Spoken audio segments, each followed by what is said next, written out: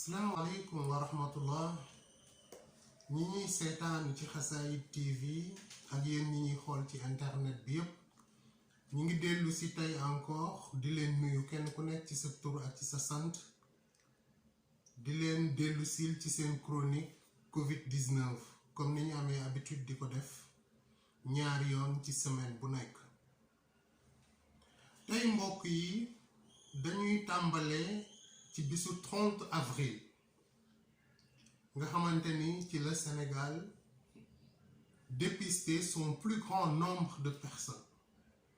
bi coronavirus tàmbalee ci Sénégal ba tey le 30 avril la ñu gis ñu dépisté 1161 personnes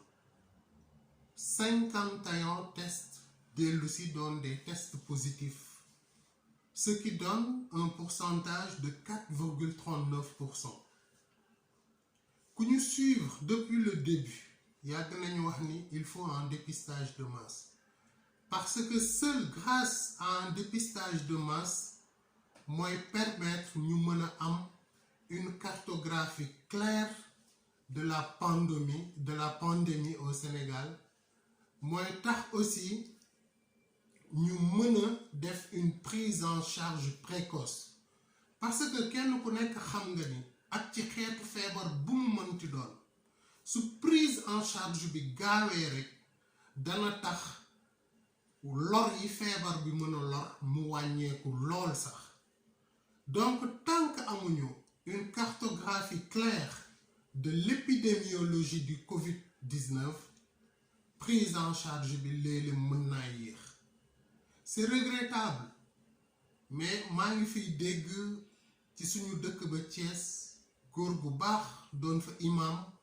boo xam ni tawat bi dal na ko nee nañ am na ku ko doon xool ne dafa grippe ba sunu borom moom ko yàlla na ko yàlla yërëm te xare ko àjjana. Yooyu muy ay manquement muy des choses yoo xam ni c'est vraiment regrettable mais nag société dafa laaj organisation loolu dafay wane ni rek que y a des manquements toujours mais il n'est jamais trop tard pour bien faire comme ni ma koy waxee chaque fois. tey yéen ñi ñuy seetaan mbas mi daanaka ci àddina dépassé na ces 3 millions. Aujourd'hui on parle de 3 212 262 personnes. li mu lor ci doomi aadama nag bari na bariwul kuy def statistique danga naan bariwul waaye kuy xool la valeur d'une personne xool la valeur dundu doomu aadama valeur vie humaine nga xamante ni chiffres yi tàmbali naa bari wax dëgg yàlla ndaxte daanaka on approche des 230 000 morts te li ci ëpp ci ñi faatu génn àdduna daanaka ci réewum Amérique lañ koy seetloo ñoom dépassé nañ les 61 000 morts. bu ngeen xoolee tey États-Unis daanaka egg nañ 1 million et quelques à l'instant sur la plateforme mi ngi affiché 1 million 40 000 mais vous savez la plateforme évolue au fur et à mesure que les données arrivent. Italie ñi ngi ci 27 682 yu personnes yu génn àdduna. bu ngeen demee Angleterre 26 097 personnes ñàkk nañ seen bakkan. Espagne 24 543 doomu aadama ñàkk nañ ci seen bakkan. tey États-Unis moo nekk ci kanam ak le plus grand chiffre suivi de l'Espagne ak 239 639. loolu lan la ñuy jàngal tout simplement daf may permettre ma dellu si carrément dans le cadre de la sensibilisation comme on l'a toujours fait ndaxte ba tey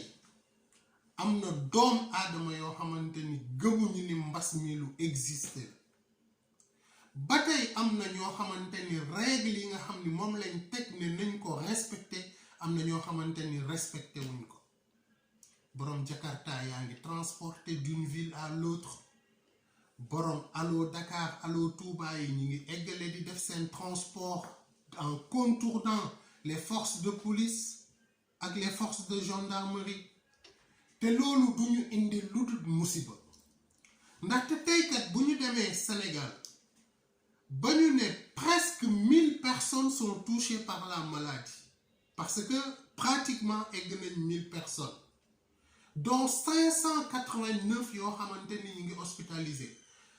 te ku nekk xam nga ni bi feebar bi tàmbali ci Sénégal ministère bi dafa annoncé woon ne il dispose de 500 lits mais tey ñu ngi ci 589 personnes atteintes te bu fekkee rythme de dépistage bi ñu jël moom la ñu eggale mu constant changé wuñ ko en dépistant 1000 à 1500 personnes par jour d'ici 15 jours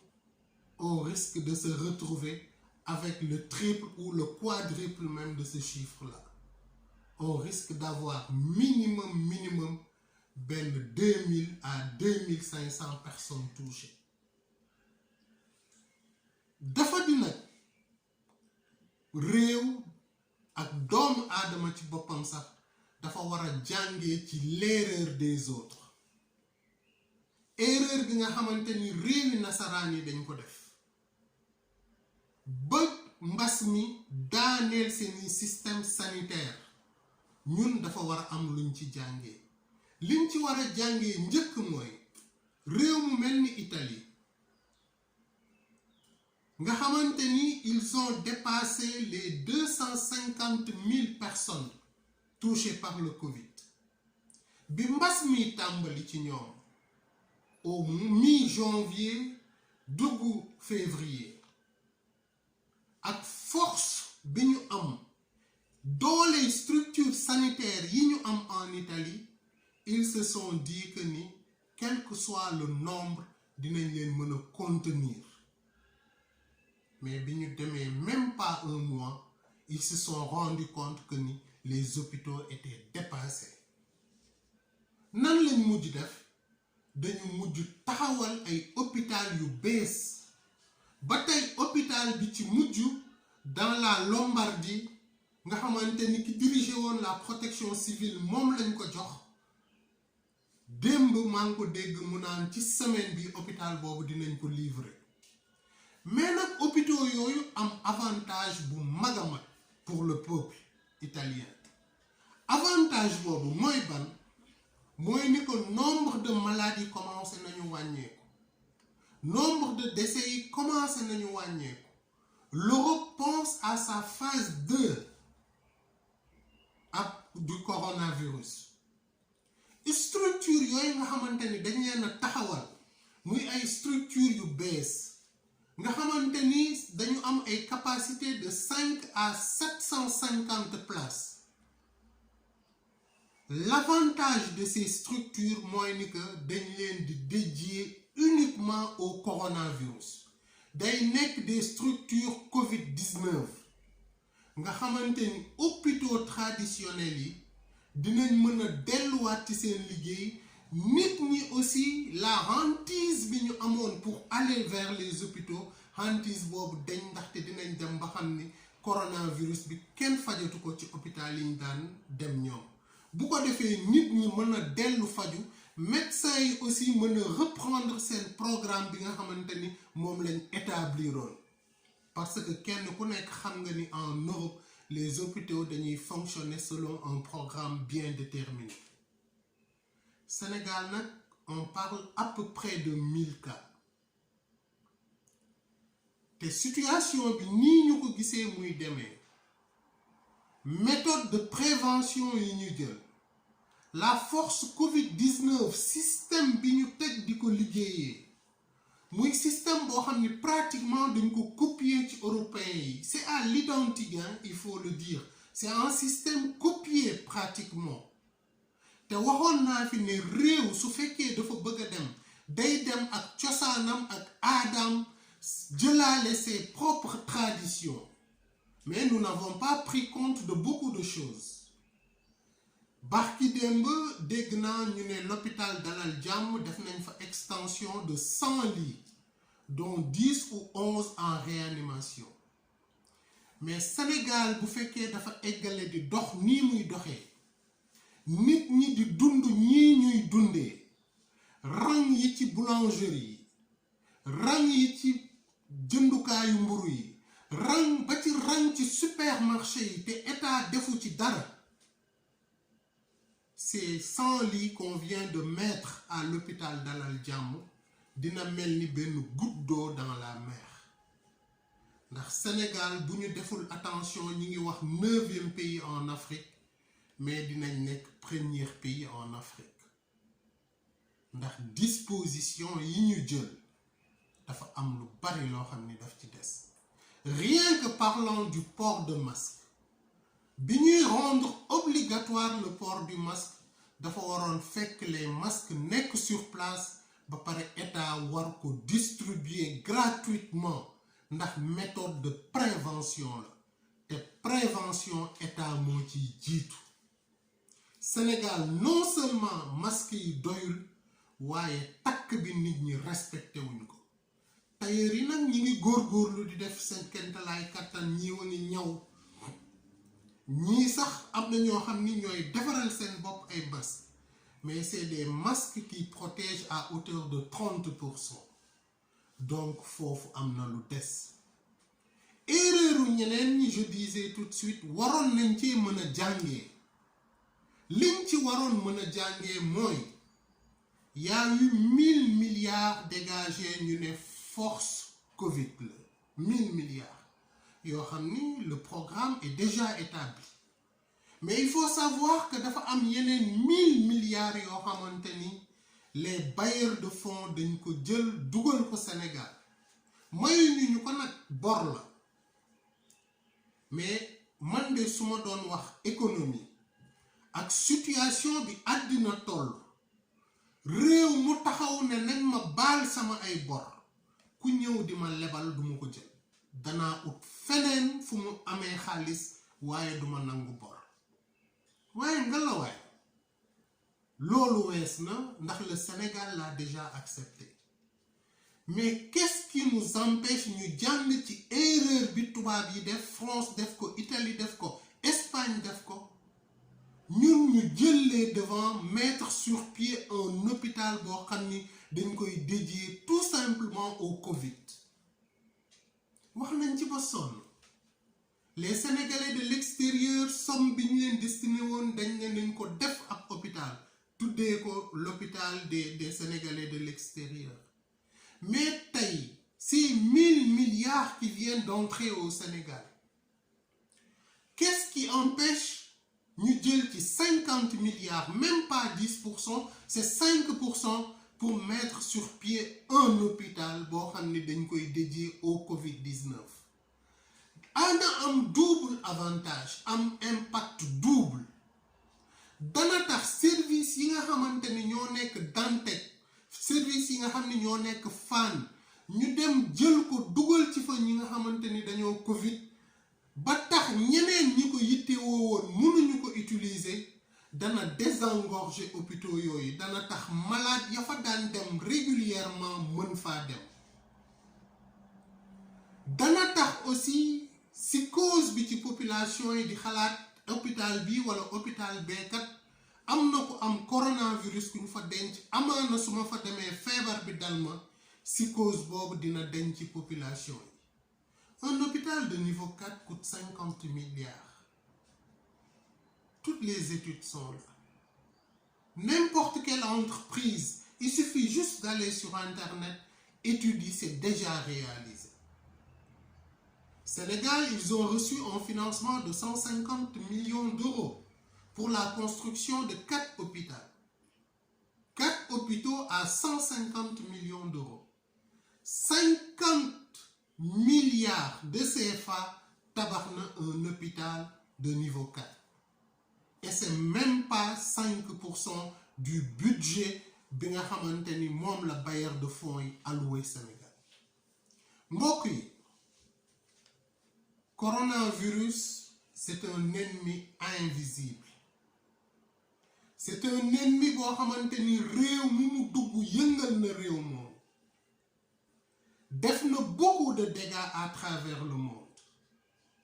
mais ku ragalal coronavirus là pour les pays africains ndax en Europe le corona a déstabilisé l'économie. Le corona a déstabilisé le système sanitaire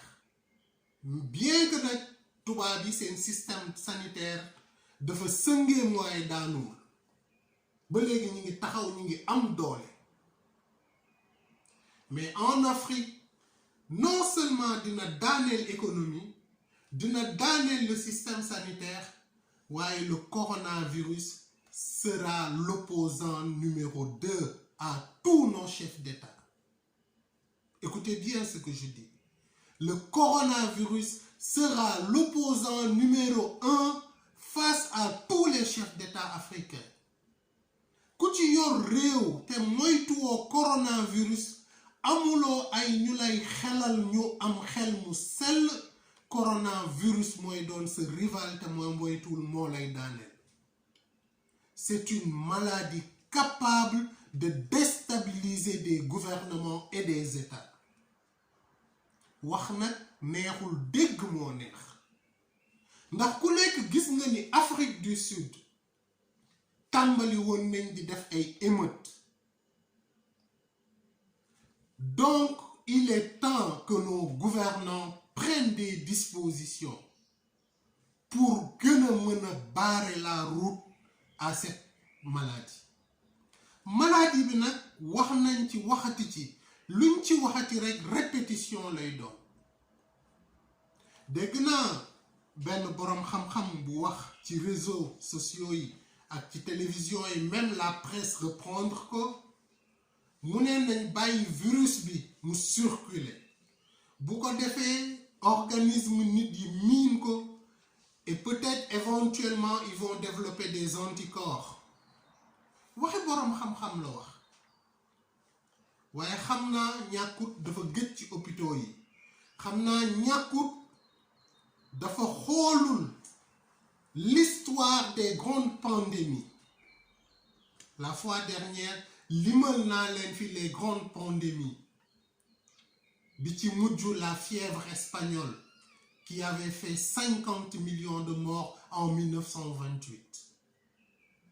Bàyyi virus bi au Sénégal mu dugg ci ak biir dëkk bi duggante ak nit ñi moi je pense que ce serait très risqué. Am nañ yeneen méthode am nañ yeneen forme yu ñu war a mën a def pour xeex feebar bi lu dul bàyyi ko mu dugg ci biir population bi. On sait aujourd'hui que grâce à des recherches yu nga xamante ni les Européens l'ont fait, ils se sont rendus compte que ni en France, l'hôpital Dunkerque, ils ont hospitalisé 25 enfants le 30 avril bi. Quand ils les ont bien étudiés, on a remarqué qu'il y avait une similitude ci symptômes yi ñuy présenté avec la maladie de Kawasaki. Peut-être am na ñoo xamante ni duñu xam la maladie de Kawasaki. Maladie de Kawasaki souvent xale yi lay faral di dal mu nekk une maladie boo xamante ni ay syndrome lymphocutané muqueuse lay développer souvent chez l'enfant.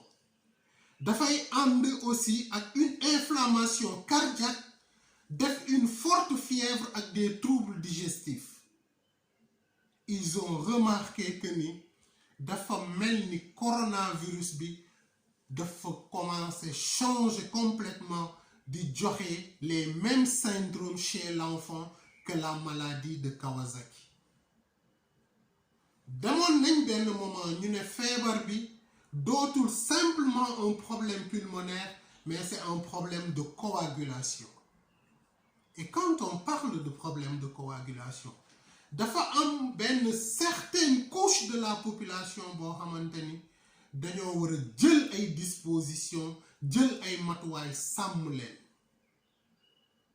ki laago mën naa am problème coagulation. ki nga xam ni dafa tëdd jóg jafe ko mën na am problème coagulation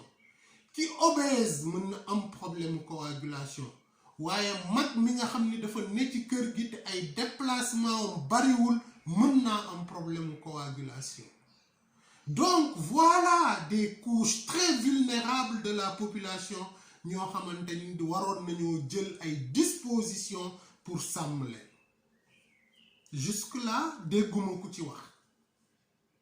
Maintenant, en dehors de ce problème de coagulation, la maladie mi ngi présentée d'une autre manière chez les enfants. Boobu feebar bàyyi ko mu dugg ci biir population defe naa ni risque bu mag lay doon. Mbokk yi ñuy seetaan aujourd'hui on parle de 200 000 morts et nous savons qu'en France chaque année il y meurt entre 550, 600 à 650 personnes de mort naturelle ñoo xam ni yàlla moo leen di jëlal boppam. Ci biir France 600 personnes dina ñàkk seen bakkan at mu jot kon mbas mi li mu rey sax eggul ak li nga xamante ni moom la ñuy recenser comme mort naturelle en France.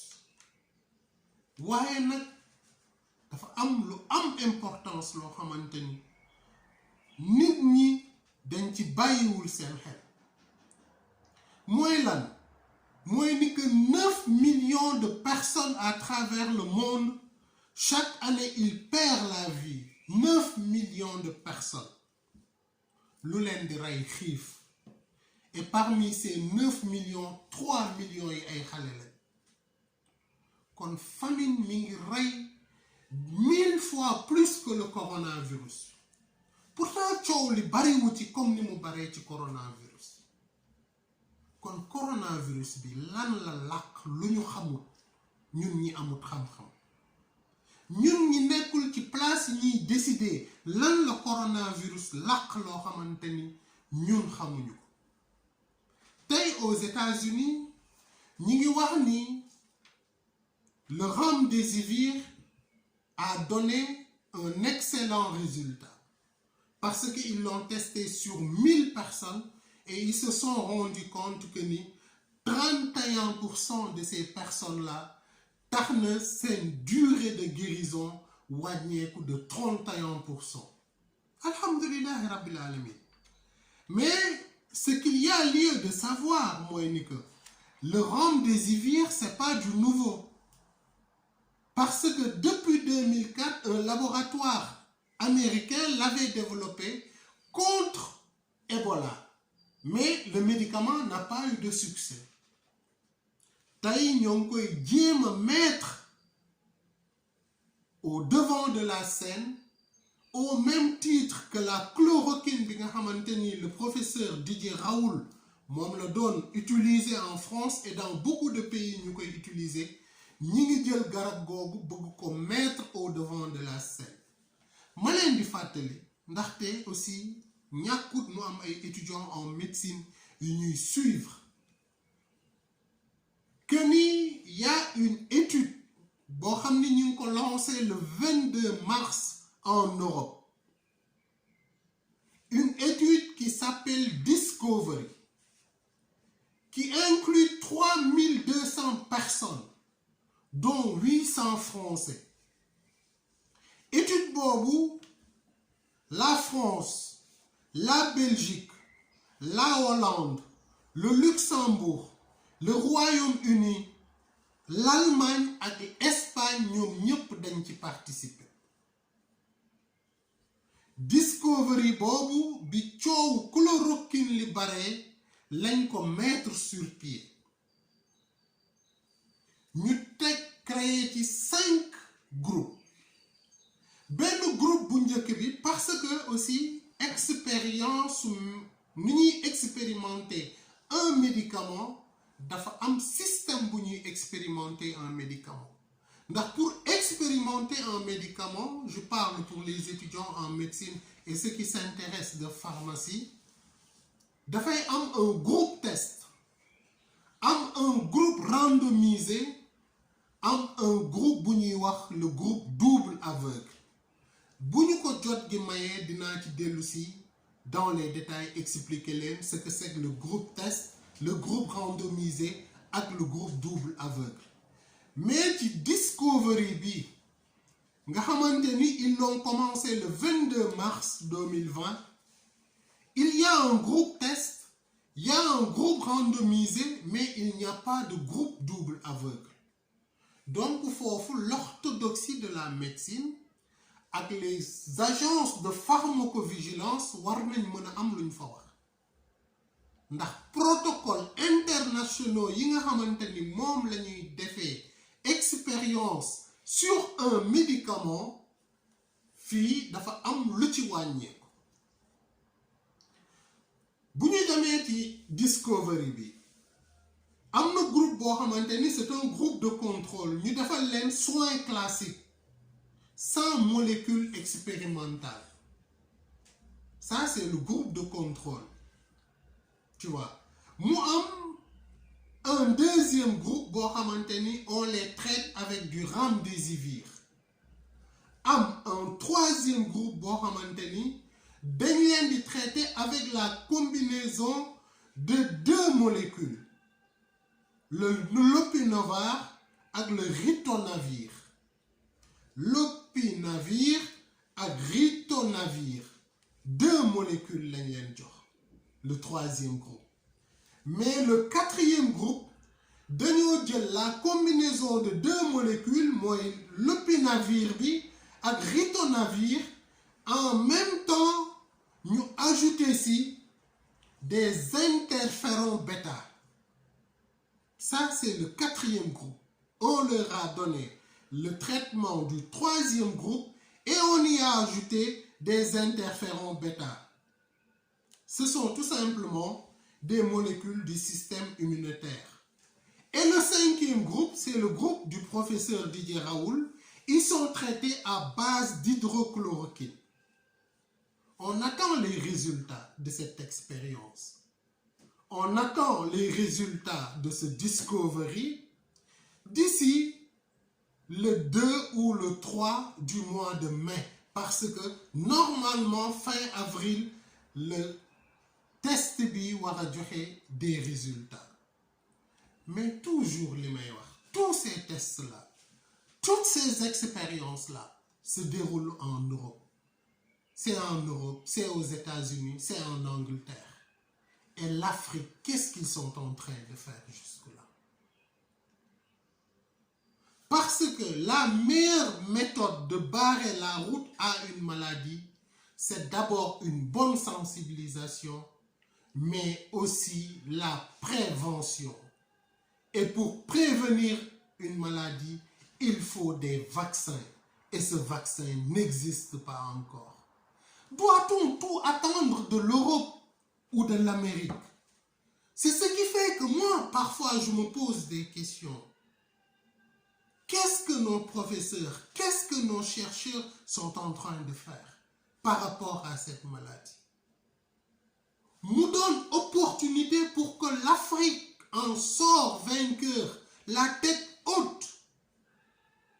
parce que feebar yi am yépp am Afrique business le pour l'Europe business le pour les Américains et bu ngeen xoolee le médicament que les Américains avaient créé en 2004 contre Ebola et qui n'avait pas marché du tout aujourd'hui ils sont en train de le mettre au devant de la scène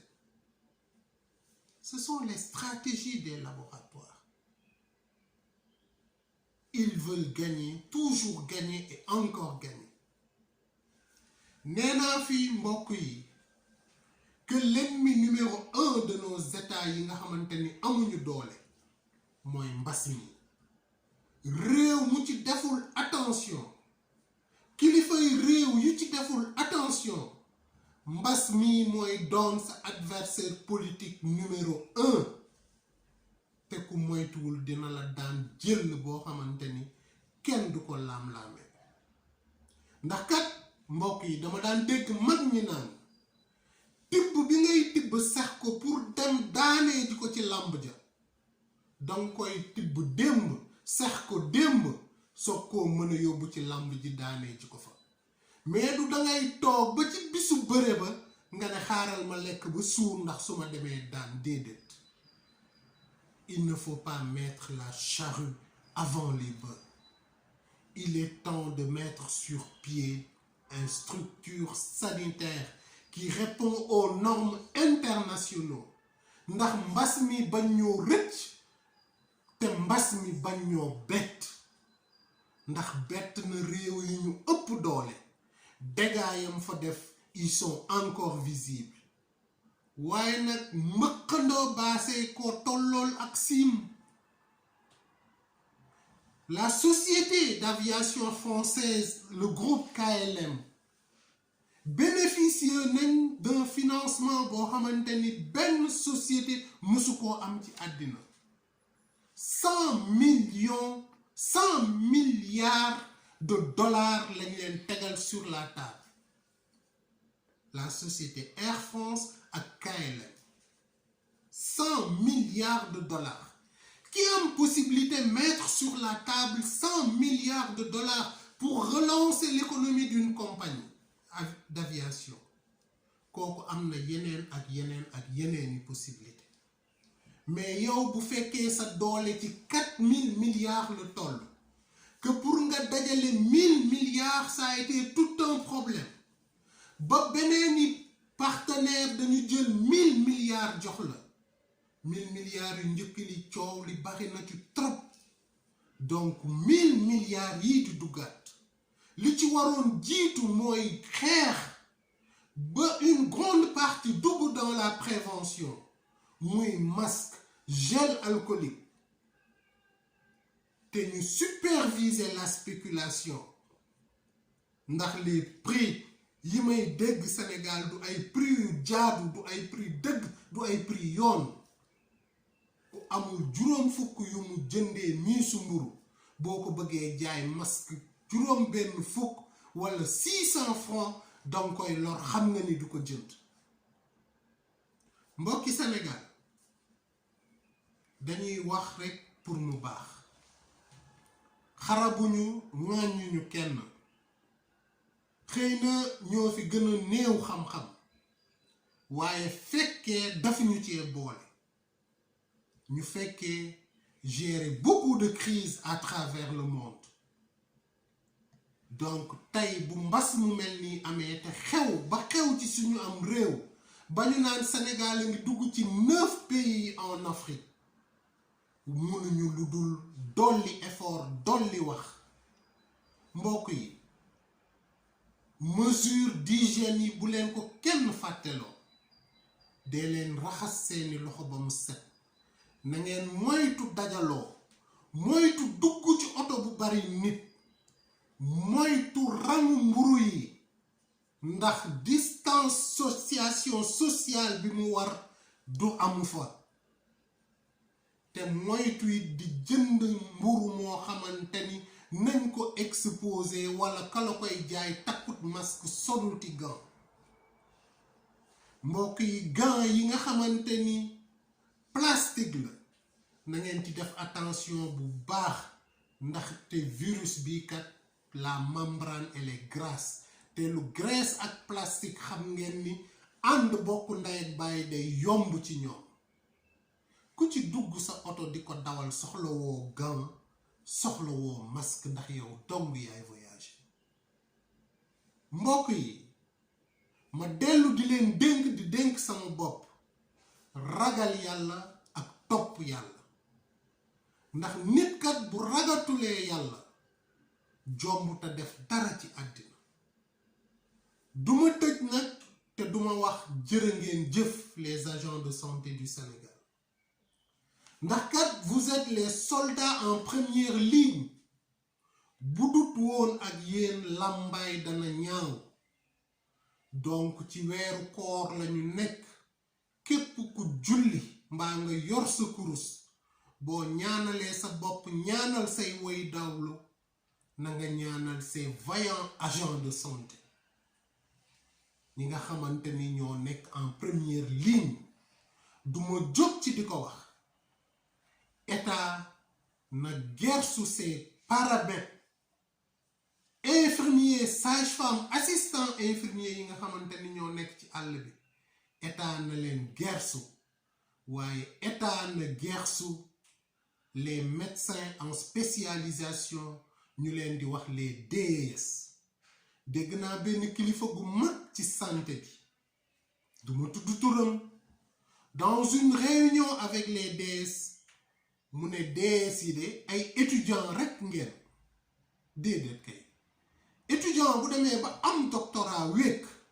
dem di spécialisé wu kooku étudiant plus la lépp lu ñuy defal médecin war nañ ko mën a defal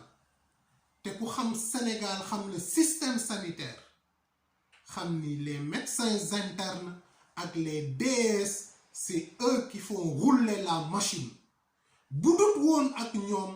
consultation guddi du am consultation samedi du am consultation dimanche du am consultation jour férié du am te consultation à partir de 16 heures dootul am dans les structures sanitaires kon ñu war a gàcce ngaalaamal lañ ñu war a gersu lañ mbokk yi maa ngi leen sant di leen gërëm di leen jox daje ci suñu beneen chronique yàlla nañu yàlla may ndogu jàmm ak salaam